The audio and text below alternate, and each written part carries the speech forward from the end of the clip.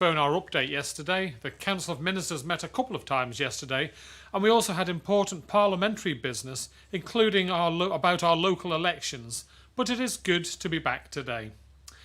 Today is also the anniversary of the first case of COVID that we saw on the island. A year ago today, we reported that someone who travelled back to the island from Spain had tested positive. A sad reminder of how long it's been affecting our lives. Here with me today on the podium is the Minister for Health and Social Care. On Zoom we have the Minister for Education, Sport and Culture, and as always we also have our Director of Public Health. And we also are joined today by a special guest, Ross Bailey, who is the Head of Mental Health at the Department of Health and Social Care. Ross is joining us to talk to us about the challenges our community is facing regarding mental health and what resources are available. Before we hear from Ross, let's go through some of our regular updates. I would also like to update you on decisions taken in the Council of Ministers yesterday and this morning. But first of all, today's numbers from the Minister of Health and Social Care, David. Thank you, Chief Minister. The total number of tests undertaken stands at 42,346. The total number of tests concluded also stands at 42,346. That means that at the point the snapshot was taken, the lab has no results awaiting process. In total, in the last 24 hours, we have identified 21 new cases, bringing the total number of cases across the entire outbreak to 1,432. We have 862 active cases, and 20 of those active cases are in hospital. Thank you, Chief Minister. Thank you very much, David. And it's good to see the numbers continuing to move in the right direction. And I'm particularly glad that the number of unlinked cases, those that we cannot connect to previous cases, is coming down. But even though there are only 4 unlinked cases today, this is still too many. These unlinked cases are what causes the uncertainty in our situation. While these continue, it is tough for us to make bold decisions about changing the measures we have in place. More on that in a second. There are possible explanations about the tail we are seeing that are connected to the Kent variant and its behaviour. Our Director of Public Health will of course be able to explain far better than I can, so let me hand over to her on this and any other points with which she may wish to update us on. Dr. Hewitt.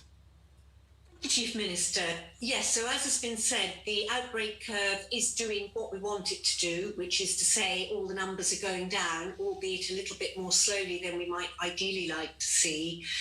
The numbers of unexplained and unexpected cases are also going down, as has been said, there were 4 today. Now, again, more than 2 weeks into the circuit breaker measures, we'd expect that to be down further than that, ideally. And so that raises the question, why are we still seeing these cases?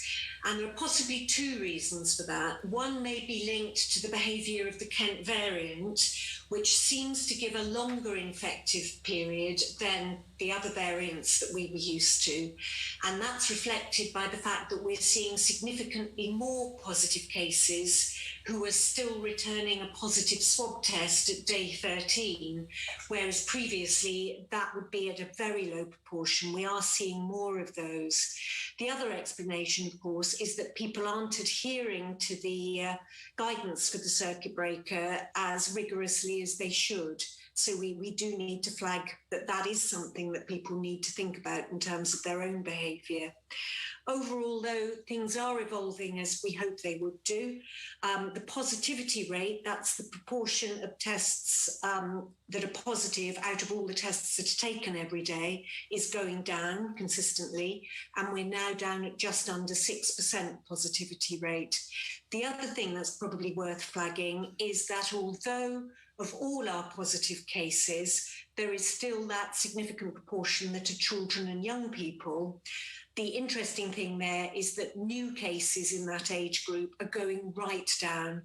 So once the cases that we already know about have cleared and people have got through their 14 days, we hope we aren't going to see the higher proportions in that age group. So that's also good news. Thank you, Chief Minister. Thank you very much, Dr. Hewitt. The point about behaviour is critical. The vast majority of people in our community are doing the right thing. You are making difficult decisions and making sacrifices by staying at home. You are doing this to protect our most vulnerable, to protect our health service and to protect our vaccination programme. And you are doing this to ensure that we can exit this lockdown as soon as possible. Every unlinked, unexplained case risks prolonging the lockdown. None of us want that, and that is why we all need to take responsibility. Do not think that the rules don't apply to you. Do not think that it is okay for you to pop over and see your friends. Do not think that you will never catch and pass on COVID. And please, just don't go into work if you have symptoms. The contact tracing team have again had to step in to a local business where an employee had been going in with symptoms and subsequently tested positive. I have mentioned this before and I have to say it again.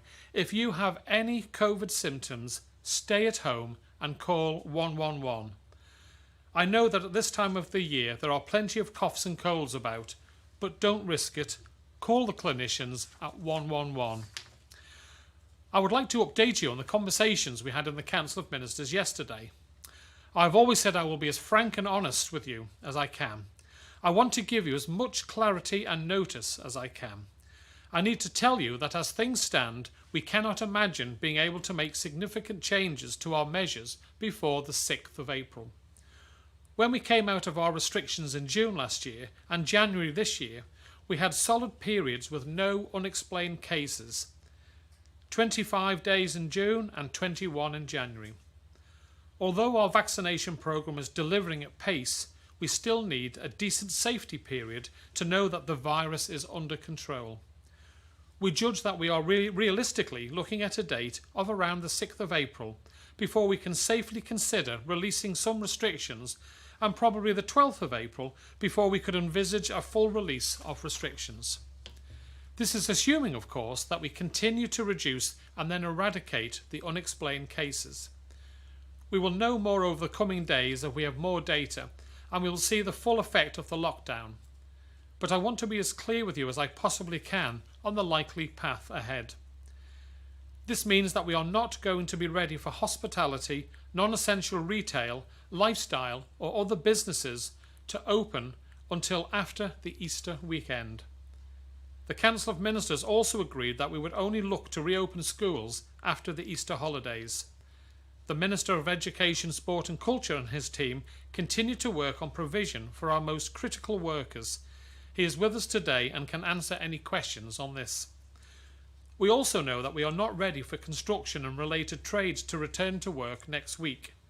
We had hoped that this might be possible, but the continued unknown cases mean we need to exercise the utmost caution.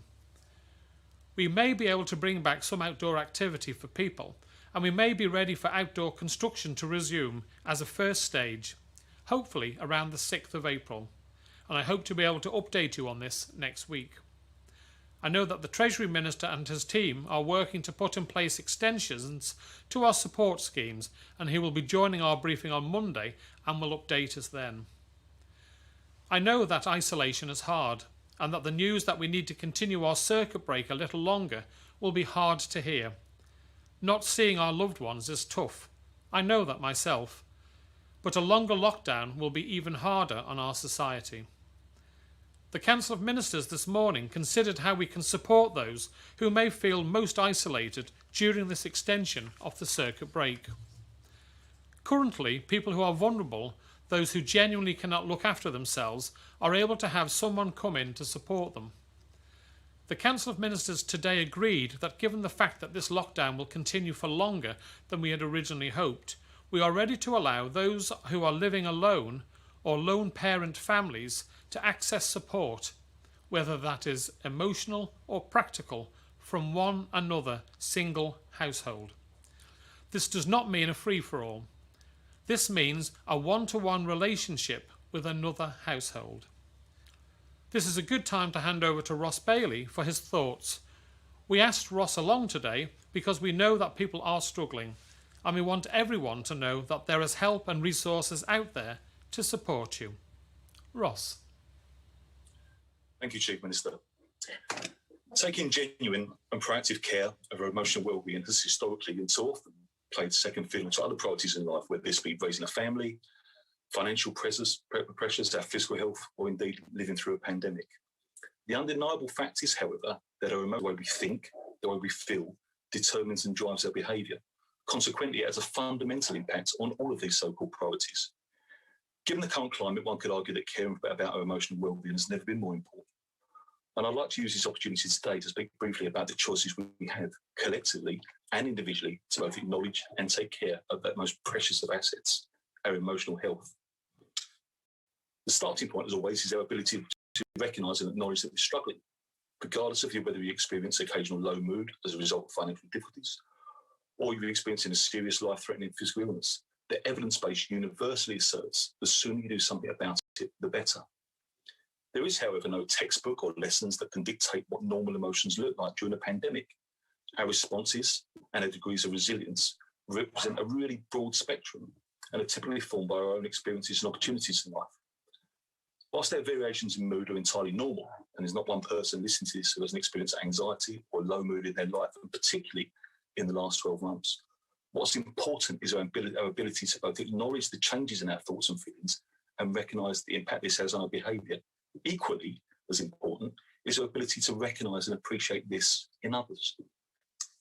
Typical signs and symptoms of low mood and anxiety often include irritability, restlessness, struggling with sleep, a feeling of emptiness, a loss of self-worth, and interest in activities we would normally find enjoyable.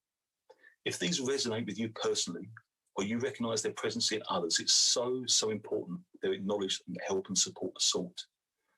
This might include a discussion with someone close to you, your GP, or accessing information or support online, whether it's through our Quell or Couth online counselling services, which are both available for children and young people 24 hours a day, 7 days a week, or by other means.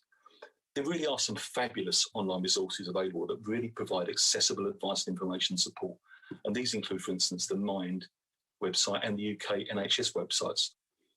We also have our own website, online resource called the Are You OK website. And I really would like to take this opportunity to highlight this. The Are You OK website was launched last year, and it focuses on 5 ways to well-being, encouraging and providing advice on how people can connect, be active, keep learning, give, and take notice. Connecting is about building strong relationships, and these are an essential part of building resilience and boosting well-being. The simple act of talking about something can stop it getting worse. Talk and listen, be there for people. This is so important within our families, within our communities, and indeed in the workplace. Good employers, ones that see high rates of productivity and staff retention, listen. They're empathic and flexible in their approach. Be active. Being more active can improve your mood and decrease feelings of stress, depression, and anxiety. There's a wealth of clinical evidence demonstrating the impact of physical activity on mental health.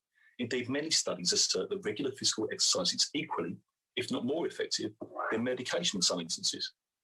Keep learning. Be curious and seek out new experiences. Positively stimulates brain and boosts well-being. Give. Sounds simple. Give. But carrying out acts of kindness, whether small or large, will increase happiness, life satisfaction, and a general sense of well-being.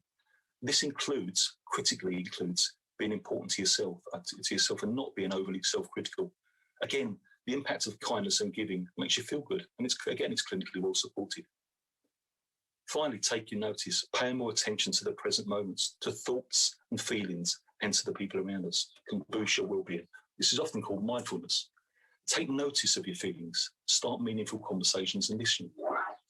Each of these 5 ways to well-being pages of links on the website have links to numerous local charities and third sector organisations who provide remarkable, yet often under-acknowledged services to our community.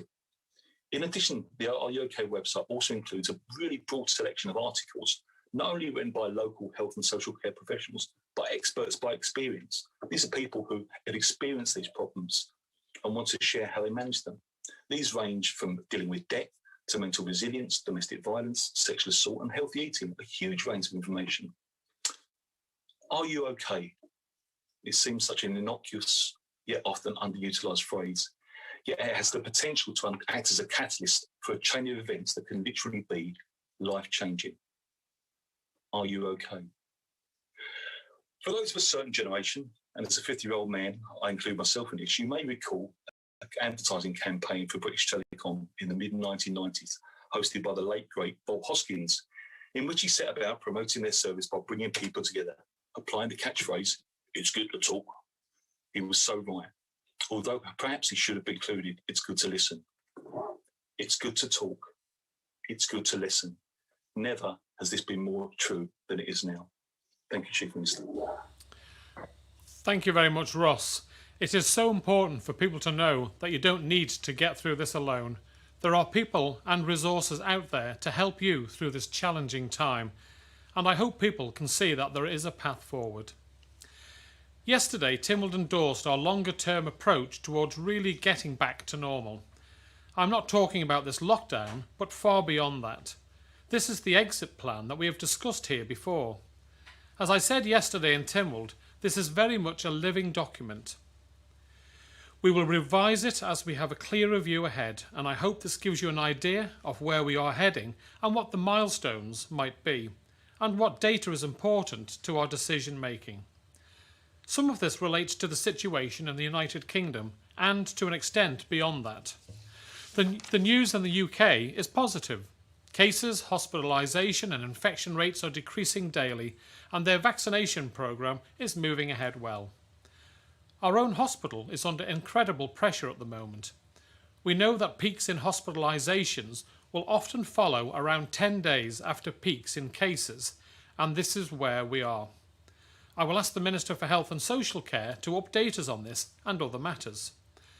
Just before I do, I would like again to congratulate everyone involved in our vaccination programme. Not just those jabbing arms, but also those booking appointments, generating the mailing lists, transporting members of the public, and everything in between. It is a team effort across government and our community.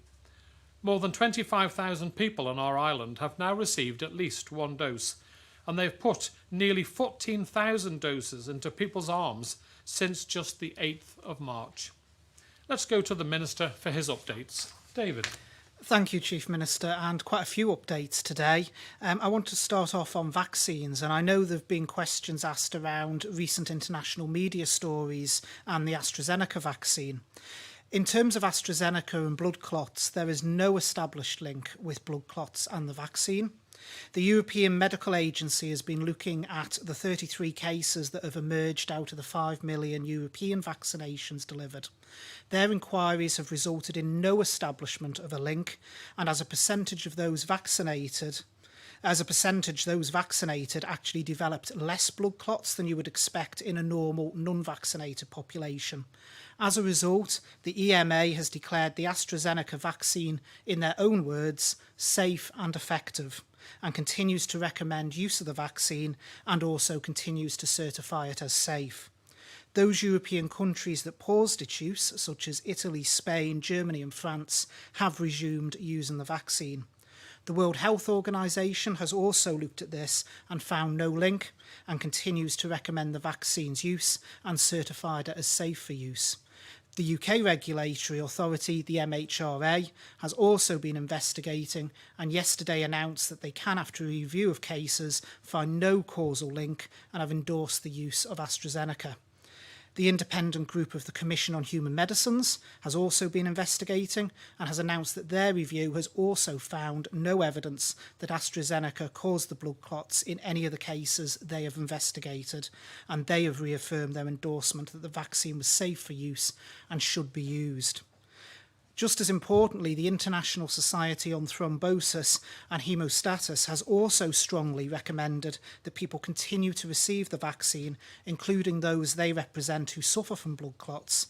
The Society has been clear in their message that there is no established link and that the well-conducted clinical trials showed no issues in this area. When you are vaccinating a population, it will always be the case that people who have been vaccinated will naturally still get ill with conditions, particularly when you start with the older population. And while cases need to be examined, it shouldn't be assumed there is an immediate link to the vaccine. It's similar to the recent deaths, which people may remember, that were splashed around the international media of people who had been vaccinated in Germany and Norway, which on examination turned out to be nothing to do with the vaccine, but unfortunately that bit never got widely reported. The UK and Europe has delivered millions of AstraZeneca vaccines, and there have been next to no flagged reports in relation to blood clots, which again is lower than you would expect in an unvaccinated population. So there is no current scientific basis to say that AstraZeneca induces blood clots. It's also worth pointing out that 65 countries use the AstraZeneca jab, and only certain countries took the approach of suspending the use of the jab, and most of those have now reversed position. Also, many people will have seen the announcement in the UK around vaccination supplies and a slowdown in supplies in forthcoming weeks. Recently, we increased the delivery timescale second dose of the vaccine in line with the trial data to 10 weeks. One of the reasons for this date being decided upon was to give us flexibility in this area should supplies slow, so that we had further room for manoeuvre if necessary. In light of the announcement, we have decided to use that flexibility and will be moving to delivering second doses at 12 weeks to ensure we can, subject to no further supply disruption, maintain a stable continuing vaccination programme. Sticking with vaccines, next week we're holding a vaccination clinic specifically for adults who have learning disabilities. To be really clear, this is adults who live in our community and who generally use our day or respite services or those of our partner organisations. We're doing this ahead of the UK delivery schedule for vaccinating this group of people. It's really positive news, and it's important that we prioritise the needs of our residents. However, we do know that there are some adults who live in our community who don't use our learning disability services at all, but who are eligible to have a vaccination next week. We've worked with our GPs and learning disability teams and written to everyone we know would be eligible.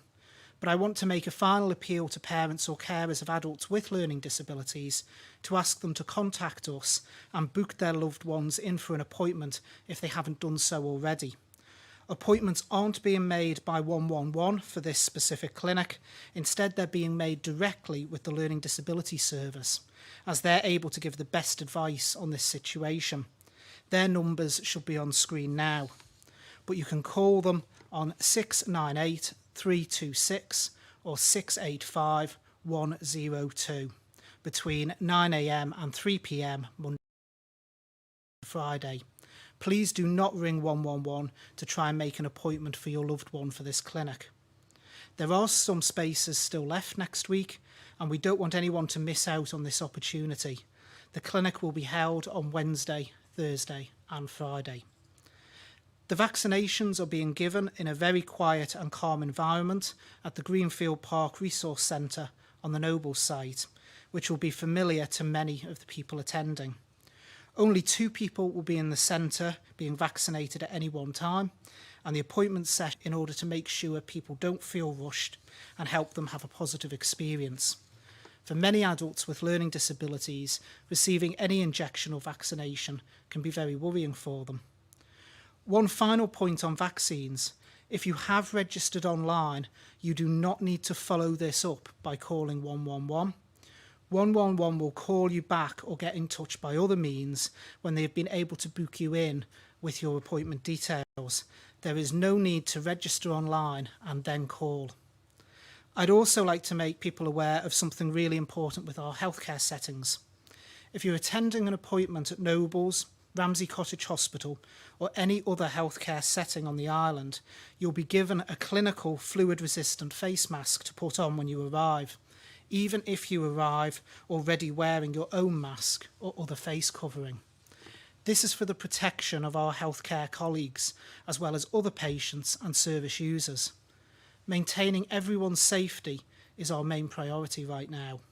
It's really important that people respect the roles that our healthcare colleagues play in protecting you, their patients and members of the public, and safe and effective PPE use is a vital part of that. Can I take the opportunity to once again thank all of our hard-working health and social care colleagues across the island for the hard work they are doing at this difficult time. That includes our primary care providers who are continuing to offer services to our community, including our GPs, pharmacists and dental practitioners. Our systems are under strain and pressure at the moment, and I would ask everyone to help our medical practitioners to help them by avoiding any risky activities that may place further strain on our services at this current time. I also know that all of us want to return to normal as quickly as possible, and just how frustrating for some this current circuit breaker can be. By coming together as a community and working as one, we can come through this again, just like we did last year. That means breaking chains of transmission and preventing spread by wearing masks when out in public, unless for medical reasons it's not appropriate, hand hygiene, and keeping enclosed spaces wherever possible ventilated, and at this current time also staying home where possible. By doing these basics, we will increase the chances of us coming through this more quickly and getting back that sense of normality that we all so very much crave. Thank you, Chief Minister. Thank you very much, David. Just before we go to questions from the media, I should say that the JCVI risk group I fall into is now being invited for vaccination, and I had my first dose today. I received the Oxford AstraZeneca vaccine, which, as David has referred to, has undergone a further thorough and careful review by the UK and EU regulators in the past few days, with the conclusion that people can have confidence in the vaccine. As someone who is, shall we say, needle shy, I can happily report that I genuinely did not feel a thing as the vaccination was given to me. I would personally like to thank the whole team and would reassure anyone who may have any concerns to go ahead and get it done. And now let's go to questions from the media. First of all, we have Aaron Ibanez from Jeff. Aaron. Health Minister, COVID admissions at Nobles Hospital hit a peak this week. While police staffing levels remain stretched, why hasn't there been an emphasis on protecting emergency services during this lockdown, as we saw last year? So, for example, the reintroduction of a 40 miles per hour speed limit. If Chief Minister happy for me to take that. In terms of a 40 mile an hour speed limit, Aaron, that was of its time in the last lockdown. We didn't know the direction of travel. Health services are strained, but they are coping. But if, that is something that may, we could always be considered. But at this current time, we don't believe that we do need to go down that route. That would be a last resort. We are protecting frontline workers in terms of the police and healthcare workers. We very much appreciate the hard work that they are doing, and they are doing it under tremendous pressure. The pressures that are coming in the hospital is not to do with anything coming off the road traffic collisions or anything else. The pressures are coming from COVID, because when we have large numbers of COVID people in the hospital, that means we have to create isolation units. Those wards require more staffing because it's very much, in some cases, one-to-one care. So that is where the pressure is, and bringing in a 40 mile an hour speed limit is not going to reduce that pressure, because it's COVID pressures that are causing the issue. Sure, and just on, I guess, that theme of stretched, track and trace, for example, has been stretched during this lockdown. The same with the 111 service, almost overwhelmed at points. Is there any regret from public health in refusing offers from the island's own private sector to develop a contact tracing app, for example? Well, I'll let the Director of Public Health come in a moment, but I've spoken about apps before, and there is limitations with apps. We have a very good, very effective contact tracing physical team that actually go through, speak with the people concerned, track down the transmission chains. It's very much a forensic approach. An app really only works if you have roughly around about 40% of the population taking it up. If that doesn't happen, and there's very few apps around the world that have managed and achieved that, then it effectively isn't effective, because the app can only communicate and identify people who have got the app themselves. What's much more effective is what we have done, I believe, which is the personal touch, and that's contact tracing, speaking to the person, finding out where they've been, who they've been in contact with, and breaking it down in a proper forensic way. That's something that an app can't do. Apps are great for large jurisdictions, where when particularly you've got a large number of cases spread across those large jurisdictions, it's not physically possible to do it in the way we're doing it. But in small jurisdictions, we can do things a lot more nuanced, and that's exactly what we've done. And I'll bring the Director of Public Health in case she's got anything she wants to add to that. Thank you, Minister. Actually, you've covered it very clearly, so I've got nothing to add to that. Thank you. Okay, thank you very much, Aaron. Now we move on to Paul Moulton from Isle of Man Television. Good afternoon, Paul. Fast am I. Thank you. I think you probably guessed where I'm going to go with my question, the first one, what you said in Tynwald the other day about the complaints you've had from the public about these press conferences, about the number of questions and the repetitive series of them. And what I really want to understand is how many people write to you to make you say that? Are they all of one opinion, or are you getting a mixed flavour? And is this really something that you just don't like doing? No, I want to do this, Paul, but it's important that when you get lots, and I'm talking about hundreds of people and feedback over the period, that we've been doing the same style for roughly a year. And if there's a way of improving it, making it more interesting to the public, then we have to listen to that. So I've asked the team, for example, we know that a third of people switch off the minute we go to the questions. Now that's disappointing to find that out. We need to know what can we do to reinvigorate these briefings to ensure that more people stay on listening, because some of the questions are outstanding and can give really good information to the public. But if you're losing a third of your audience, then we need to say, well, what can we do? And therefore, any feedback from yourselves on how we can improve the feedback to the public, because at the end of the day, we need to get our message out. We can't have people saying we're switching off at the end of this, and that's why we've brought in a mental health expert today. It's why we've got James doing a briefing tomorrow with frequently asked questions on the vaccination programme. It's really important. We've also upped the advertising with all of you on getting the message over to the public. So we need to look at ways of improving it. Yes, I've had not just a few, I've had lots of complaints, and we need to act to try and improve the situation. You understand that a number 10 Downing Street presentation after Boris or whatever has said his piece, the same thing happens. It happens everywhere. Some people don't want to hear the questions. In fact, actually, weirdly, most people tell you they don't want to stay for the questions and then can actually tell you every question that's been asked. You understand that this is something that has to be seen, that you're not sort of manipulating how these things are going to be done. Yeah, Paul, I've never manipulated. You all ask your questions. I never have a clue what you're going to say to me. And we always give you the best answer that we possibly can and in the time that we're allocated to be able to, respond. But equally, if we're getting swamped with complaints, we need to say, can we do it better? And that's all we're looking to do. We will be still taking questions from the media. It's can we do it slightly differently? And we'll look to see how we can do that. Okay, and just to quantify this, hundreds saying they don't like it, and any saying they like it, or what's the balance level on this? The first person that has said, "Please don't stop the questions," is I received yesterday. Otherwise, it's all one-way traffic making complaints. So you understand. This could be like the emperor's new clothes, though, isn't it? You only get people writing to you to tell you that. Other people on to us. I mean, all of us are getting the opposite view. That's what I'm saying. I get that, Paul, but. And if it was just the hundreds of messages I get, I might have ignored it. But when I asked our media team, do people switch off? And we've all got the technology. You can check for yourself. Do people switch off when it gets to the questions? And I'm told a third do. That is worrying. And that's something that we need to improve so that we can continue to get our messages over. So I'm not ducking questions from the media. More than happy for it to happen. But equally, just because we've done the same thing for a year doesn't mean to say it can't be reinvigorated to improve that audience participation.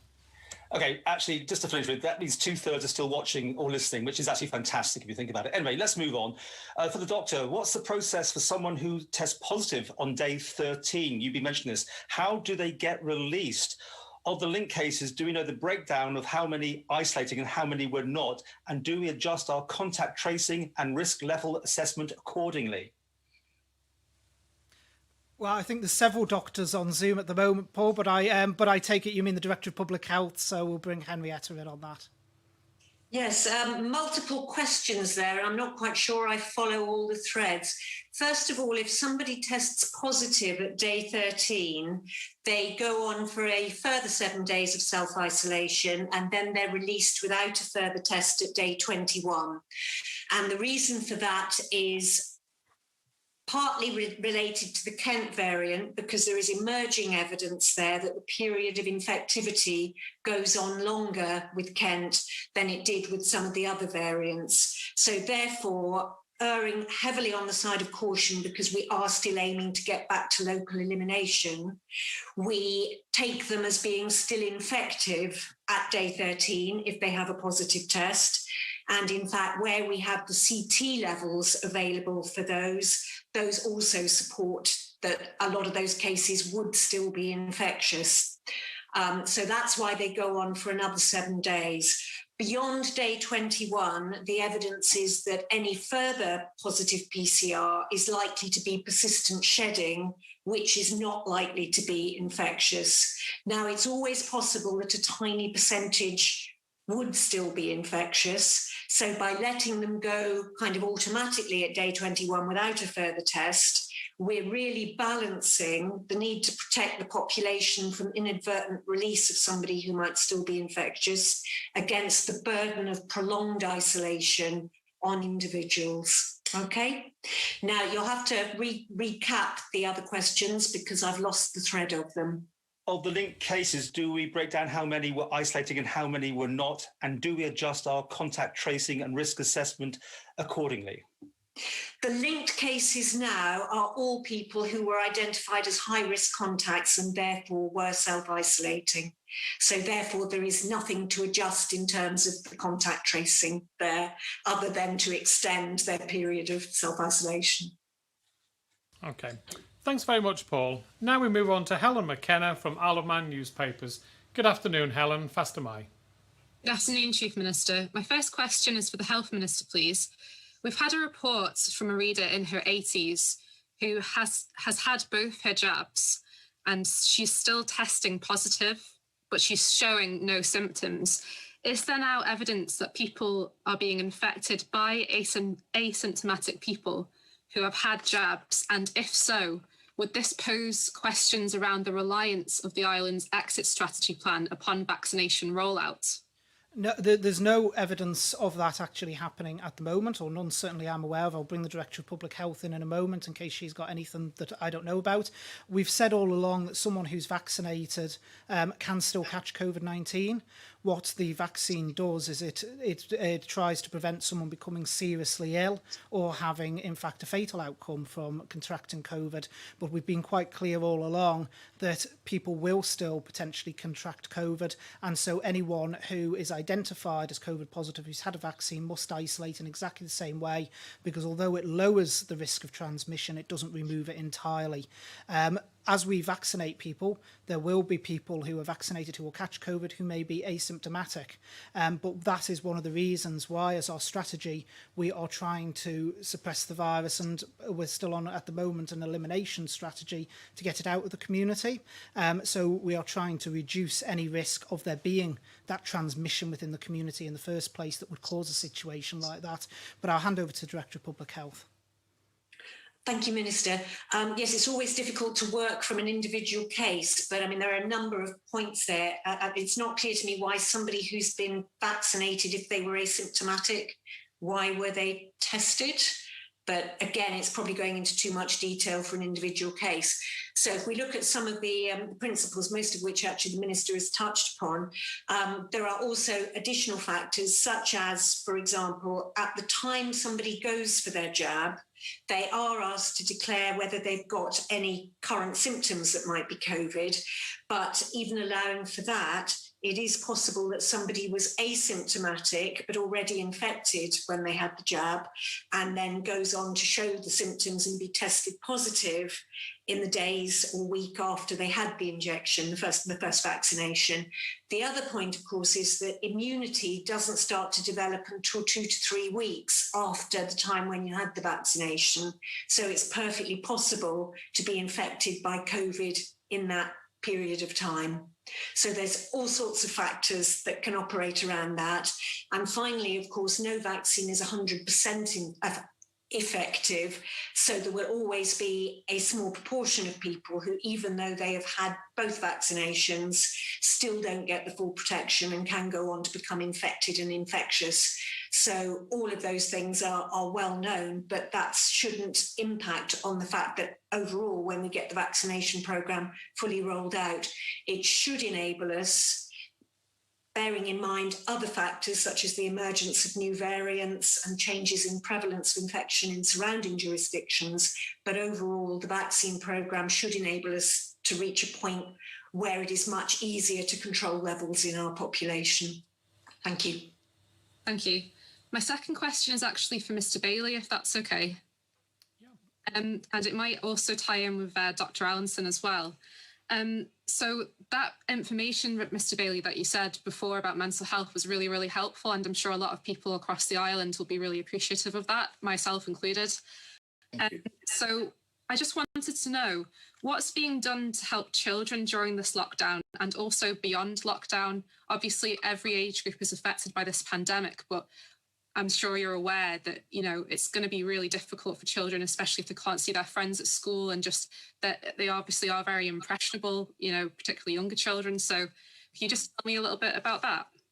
Yeah, I think absolutely. I think it's, you know, I'm a father myself with 3 children under 10, so I'm under no illusions of the challenges and how difficult it is for children and particularly families. It's enormously difficult, and I think, you know, what we need to be doing, and I think this has really started, and it's really encouraging, is us working not just the mental health service but collaboratively with our colleagues in education, with women's and children's services, with the third sector, really to build on our package of provision, and that's a project that's underway at the moment. Now, clearly, that's realising that's going to be in the future.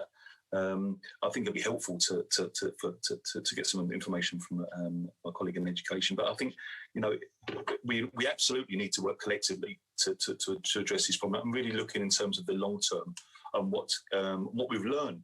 We've learned a huge amount over the last 12 months in terms of care for children, and how important, you know, it is for them to socialise and be around their friends. So, yeah, that from my perspective, it's about the long haul and how we can build the provision in the future, working collaboratively with a range of agencies, government departments, and the third sector.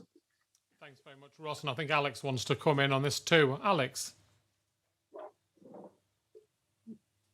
we better unmute you, Alex, first of all. Those children who we already know are vulnerable. So teachers and also some of the support workers have been contacting them when they're at home. On the Department of Education, Sport and Culture website, there's a whole range of various signposts for wellbeing and mental health issues as well for those people who are at home, to give them the support, point them in the right direction. One of the things we've had working in our secondary schools right the way through normal activities was a very good listening service using both youth services and our Listen and a couple of other charities. And what we'll be looking at doing when we reopen schools after the Easter holidays is ramping that up and making that much more accessible, making sure that young people who have been struggling during this very dark time for our island have the ability to talk to somebody and to be listened to. As Ross said, it's that ability to be listened and actually for your problems and your experiences to be shared that can be very therapeutic. Thank you, Chief Minister. Thanks very much, Alex, and thank you very much, Helen, for your question. Okay, next we have Leanne Cook from 3FM. Good afternoon, Leanne. Fast am I. Good afternoon, Chief Minister. My first question is just in regards to the new guidance that's been given for single households. We've just had a few queries since that statement. They're just looking for black and white clarification as to how exactly that works, and in particular when that's coming into force. Well, it's coming into force now, and let's be clear, it's not a free-for-all. So if you're a family of 5, you can't go and mix with a family of 5. But if you're a person living on your own and you're feeling isolated and you fear for your mental health, or maybe you're a single parent looking after kids who maybe need that little bit of extra moral support, or if one of them's not well, then that's what we're allowing. We're allowing you to team up with another household, and that's just one household. You can't chop and change every day of the week with different households. You choose one household that you're content, that you think will be able to give you that support that you need, and then you stick with them, and you can go and visit them, or they can go and visit you. But as I say, it's not for multiple households, and it's also there to help if you're a key worker and you're struggling to get childcare and you haven't got any family members, or you can choose a household where, as long as there's no other people mixing, that your children can maybe go and stay there whilst you're working. So it's realising that we're not going to be out of this as quickly as we had hoped to. We've looked at the data of Jersey and Guernsey, our fellow colleagues in the Channel Islands who sadly have been through what we're going through now, realising that we need to do our best for the mental health and well-being of people living on their own that need that little bit of extra support that weren't already covered, because we were already supporting people who were vulnerable already. This is just people who are living on their own, feeling isolated, concerned about their mental health. We're trying to be as helpful as possible. Thank you. And my second question is either for the Health Minister or the Director of Public Health.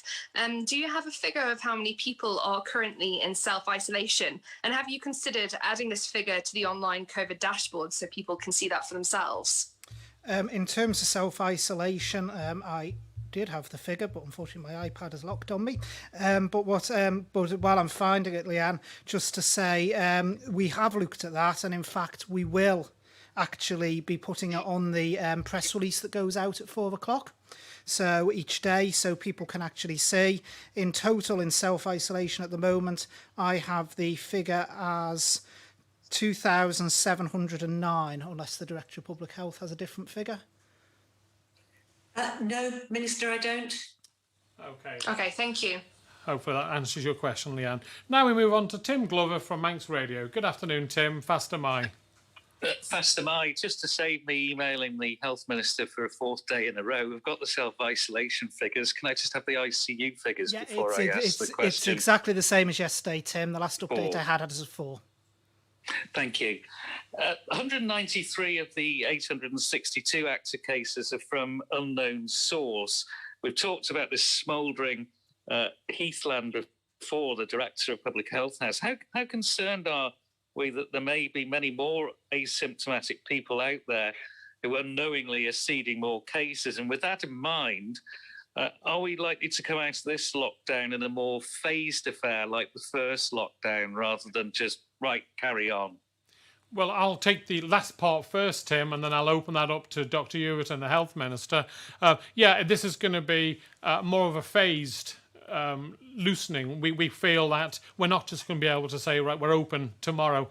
It's going to be outdoor trades, hence the construction sector, we hope, on the 6th of April, and then the schools on the 12th. But if the data says we can't, we might have to do the schools in a staged approach, and that's something the Minister for Education, Sport and Culture can comment on. So it's not going to be we're not going to come out of this quickly. Our colleagues, as I say, in the Channel Islands have been through this, and they've taken our last outbreak. We only took 3 weeks and a couple of days. We know this is going to be longer now. That's why we've had to plan longer term, give people more detail on how that longer term is going to work, and why we feel the need to help those people who are living on their own, who feel socially vulnerable and need support. So I don't know, David, if you want to add anything, and then maybe Dr. Hewitt. Yeah, I mean, it is obviously concerning that 2 weeks into a circuit breaker, we are still picking up cases of unknown origin. But what I would say, Tim, is they are going in the right direction. The numbers that are coming from unknown source are slowly declining.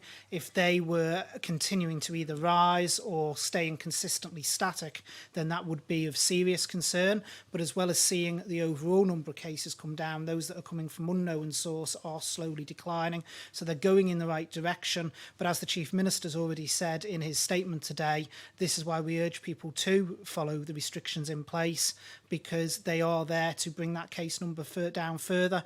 And the sooner we do that, the sooner we can go about our phased approach to normality. But I'll bring the Director of Public Health in.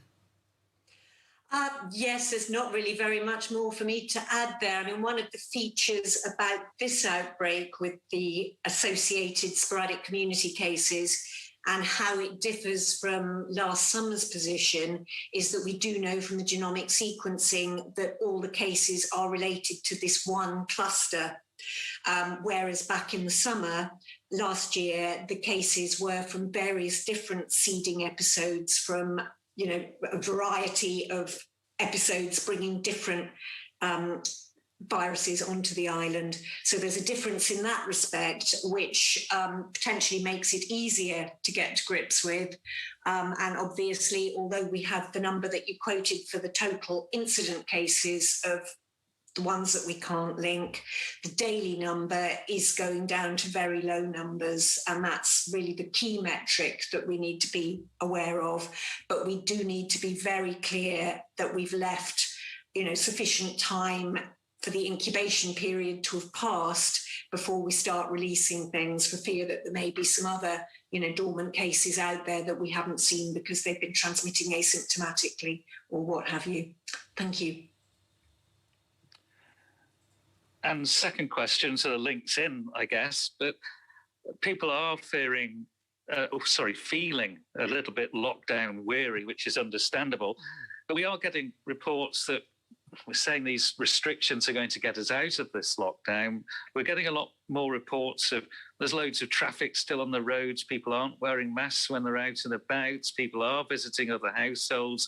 Not as many people working from home. We've had the case you mentioned, a company in this briefing, but we've had the prison as well.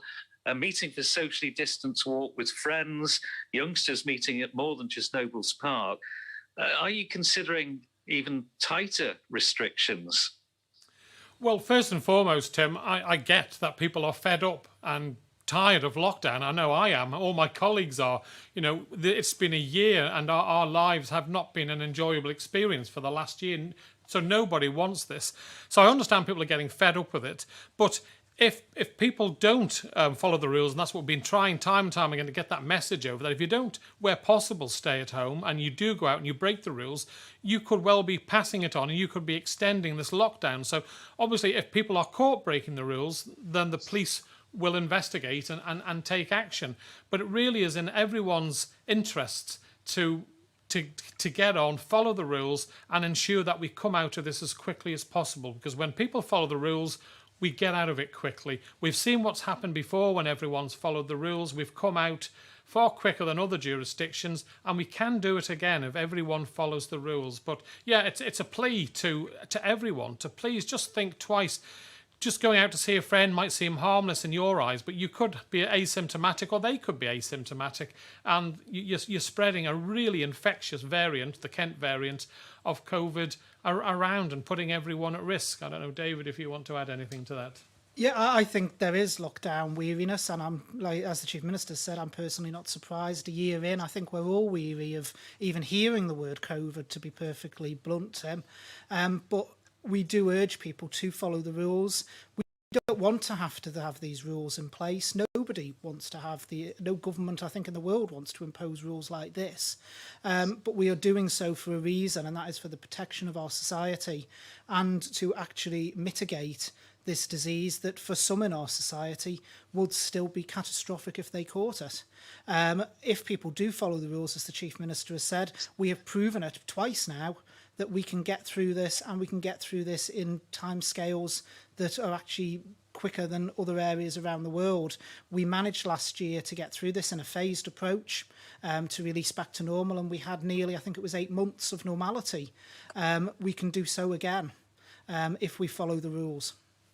But not considering a more draconian approach then? Well, I hope not to. It's not in our plans, Tim. Obviously, we had to stop the construction sector from working when we realised it had spread so far, and we had to cancel our hub schools at the time because that was what the data was telling us that we sadly had to do. We sincerely and genuinely do not want to have to tighten any further the rules that people currently have to follow. We're trying to be as helpful as possible by allowing people living on their own to mix with one other household. But if people abuse it, don't follow the rules, all they're going to do is ensure that we stay in this lockdown for longer than necessary. And I'm sure we all want to get out of this and get our lives back to normal.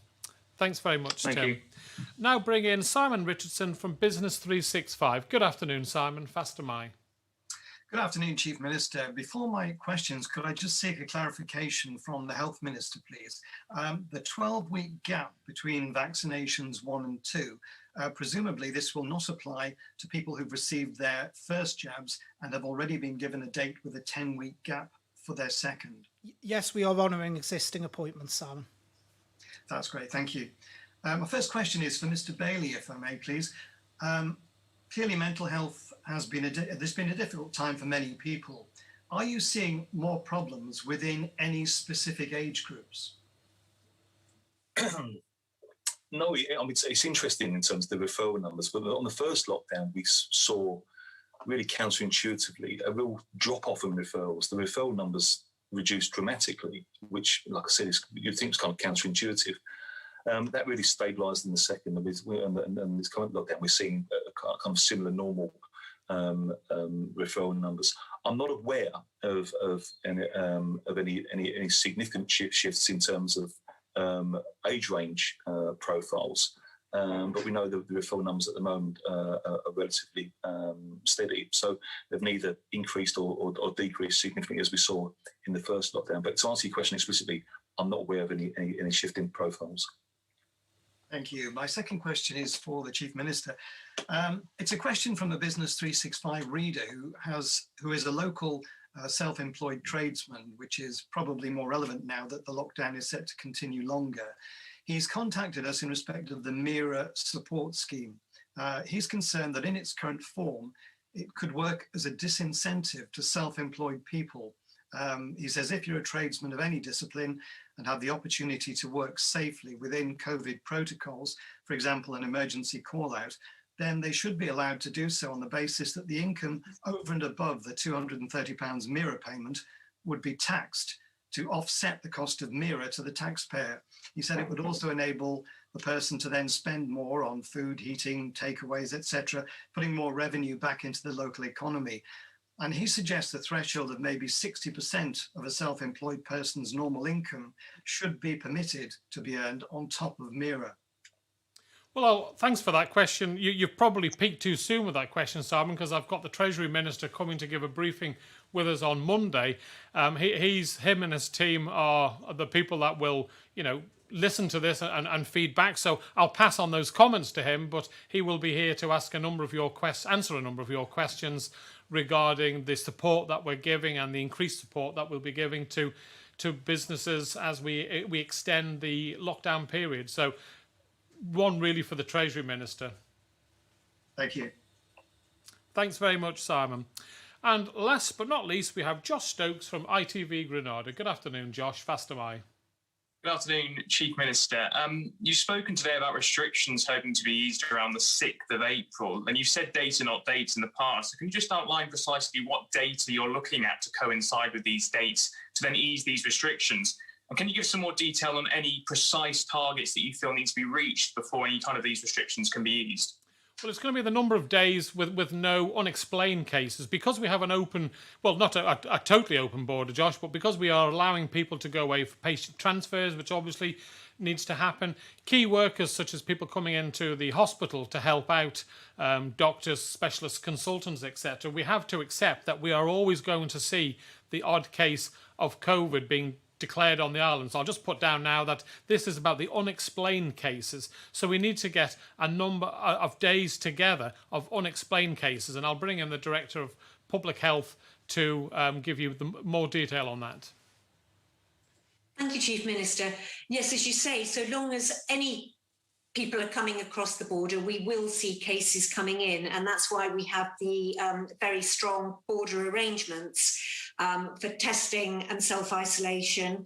Where somebody is a key worker, for example, a hospital consultant who's needed to do a clinic more or less immediately, there are very well organised pathways to enable testing, but then to enable them to be in the workplace with very strong mitigations to reduce the risk of any onward spread absolutely down to the minimum, and should there be any, to detect it and contain it as quickly as possible.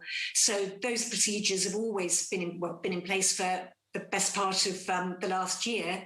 And although obviously we have the added challenge of the Kent variant, which is more transmissible, as we know, than the previous variants, the approach to Kent is the same, but with more attention to making sure that we do apply the approaches consistently and strongly all the time, which is something that we have been able to do. And the result is that we haven't seen any breaches, in just the same way as alongside the current outbreak, we're still seeing the occasional traveller coming in and testing positive, but they are being contained within the self-isolation and testing arrangements without extra transmission, onwards transmission, and therefore adding to the outbreak. So those border containment procedures have served us well, and we expect them to continue to do so, so long as we can ensure that they're rigorously applied. Thank you. I think Dr. Hewitt, Josh was looking for what we will need to see in place for us to hit these targets of the 6th, not wanting to put words in his mouth, or the 12th when we look to put our schools back. So how many days, etc. That's, I think, of putting together the number of no cases of, I was trying to say it's got to be in the community, not cases of COVID, but it's how many days of cases of not having COVID in our unexplained cases that we will need to get together to before we can hit these targets of releasing on the 6th and starting to open our schools up on the 12th. I think, is that right, Josh? Yeah, that's right, Chief Minister. Thank you. Apologies, I obviously crossed a wire there. Yes, this brings us back to the incubation period of COVID, which is 14 days. So the minimum time one would want to leave between the last unexplained case and considering release would be 14 days. But we do know that with any variant, there is a tiny percentage that would go on to be positive beyond the 14 days. And with Kent, it looks like that percentage is likely to be a little bit higher, although we haven't got precise quantification for it yet. So that means that to give a bit of a margin, we would say probably 21 days, clear of an unexplained, unexpected case. And that would be the sort of level at which we'd be looking to think about the phasing of release from the restrictions. Thank you. Yeah, so just for clarification, Josh, it'll be 21 days for total lifting. Obviously, if we're 14 days without any cases, then the less riskier procedures such as outdoor trades, etc., can then open up, and that's why we're trying to stage this. Thanks very much. Thank you. Yeah, thank you for that. My second question, obviously today you've seen the announcement about Guernsey FC planning to make the journey over to the island in June. Given borders aren't currently due to be open for them, could we perhaps start to preempt plans for the air bridge to perhaps be rebuilt to coincide with this match at this time?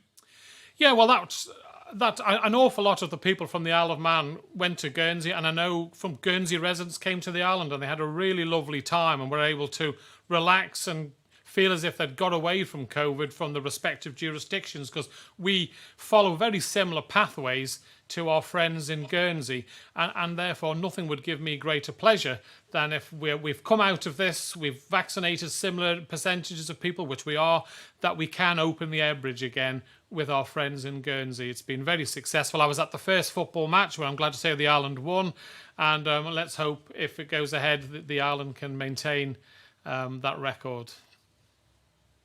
Okay, thank you. Thank you very much, Josh. And thank you very much for those questions. Now, as things stand, we will be back as normal for our regular media briefings on Monday. If we need to hold a briefing sooner, then of course we will. In the meantime, James Davis has recorded another session with questions directly from members of the public, focusing this time on vaccinations. Just this morning, he put your questions to Catherine Magson, the Chief Executive of the Department of Health and Social Care, and to our Director of Public Health, and we will broadcast this tomorrow at 5 p.m. In the meantime, please do the right thing for your island. This weekend, please stay at home as much as you possibly can. Every time you step out, you increase the risk to yourself and your community, and the next few days will be critical. If you do go out, please wear a face covering. If you do go out to exercise, and we have heard how important this is, please consider carefully whether what you are doing might impact on our emergency services. They are already working under real pressure. Each time they deploy, this puts additional strain on them and potentially exposes them to the virus. Please think of them. Exercise locally and exercise safely. And please, if you show any symptoms at all, do not brush it off. Stay at home and call 111. Please continue to make the right decisions for you, your family, and our island. Have a great weekend. Thank you all very much.